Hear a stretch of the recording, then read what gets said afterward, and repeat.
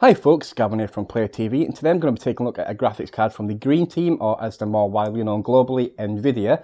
This is the ASUS ROG GTX 1050 Ti STRIX OC edition. It features 4 gigs of GDDR5 VRAM, it's got a pre-applied overclock, and it sits in the budget to mid-range of the market. Is this the right graphics card for you? Let's find out now in this video review.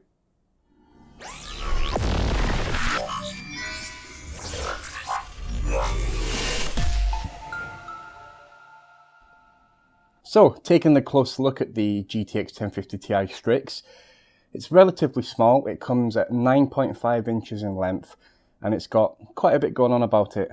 The main focal feature of it is it's got RGB lighting, and this is powered by ASUS Aura Sync, which means you can, sync your peripherals from ASUS, your graphics card as well, for full system compatibility. It's a very nice piece of software.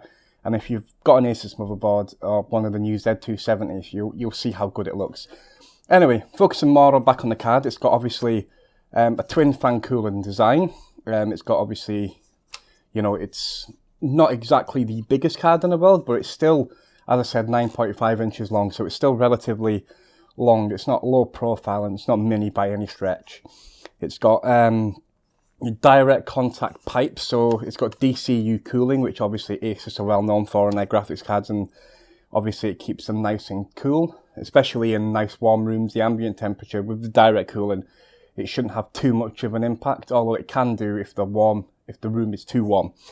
The other notable feature obviously is the backplate. It looks absolutely fantastic. It's got a nice Republica Gamers logo on the side. It's got ASUS Strix branding on it, and it's got a very nice funky tech design on it. As I mentioned, this card has 4 gig of GDDR5 memory. It's got a core clock of 1506 megahertz.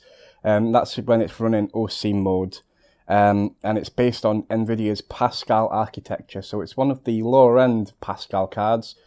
And it comes in at around £178 in the UK and around $175 in the US. So it's actually cheaper to buy it in the US than it is in the UK.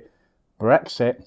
Anyway, taking a look at more of the specifications, it's got 768 CUDA cores.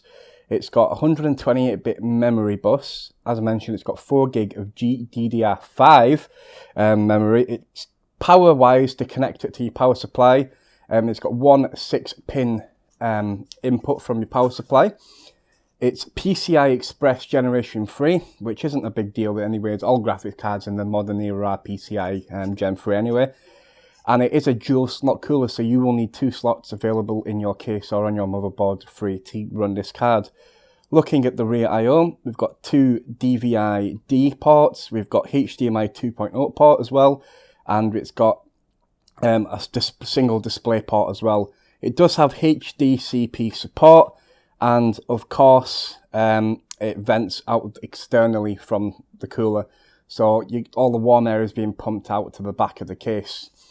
So obviously inside the box it comes with 2 orange decals, obviously the card itself, and it comes with 2 ROG cable ties, Velcro ones as well if you want to get technical. The kit for cable management obviously.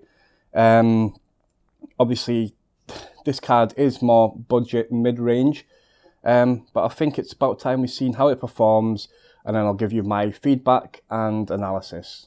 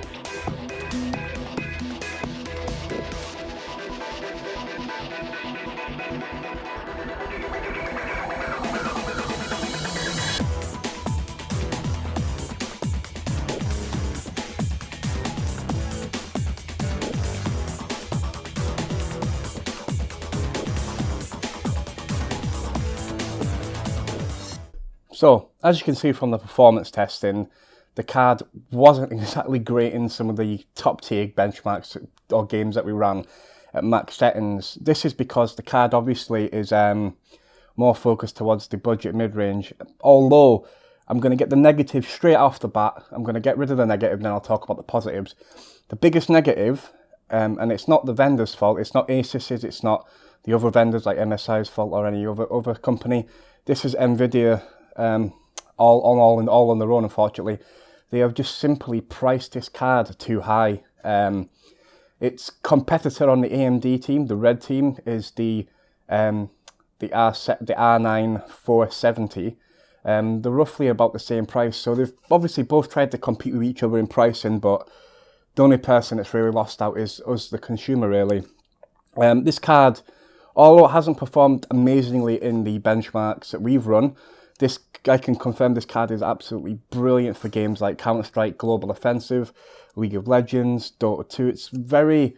The way to put it in simple terms is this is more of an eSports game type of card. So if you're on a budget and you play mainly eSports games, like I've mentioned, MOBAs, even World of Warcraft runs fine on this card, by the way, at decent settings, at good frame rates, and, you know, likes of Counter-Strike Global Offensive, Team Fortress, whatever you play, then this is a perfect card for you. You don't have to go and spend £250, £300 on a card that'll run the games. You can probably run most of them games on the onboard graphics, but obviously this does provide performance. And if, obviously, I don't want to lambast it, you know, too much, because, you know, ASUS have turned, you know, a relatively dull, expensive for a budget gamer card into something that, you know, looks the part.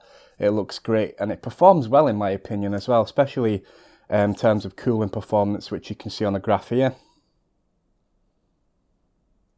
So yeah, as you can see, it's relatively good. Although I do believe this card should roughly be maximum 150. You know, anything above that, it's hard to recommend it.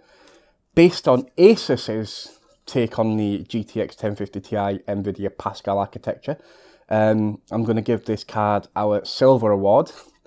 It's still a good award. It's a good card. Obviously, pricing's gone up a little bit. Everything seems to be going up lately, and it's nice to see, you know, ASUS haven't really scrimped on anything. The coolers sound as a pound. It's got good build quality.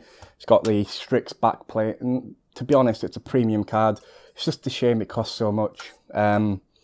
But yeah, if you're in the market for a graphics card for 1080p budget gaming, likes of eSports games, MOBAs, etc., then this is the card that you want to be looking at. This is the top model. And one thing before I go, I want to talk about the overclocking on this card, because obviously overclocking does give free performance.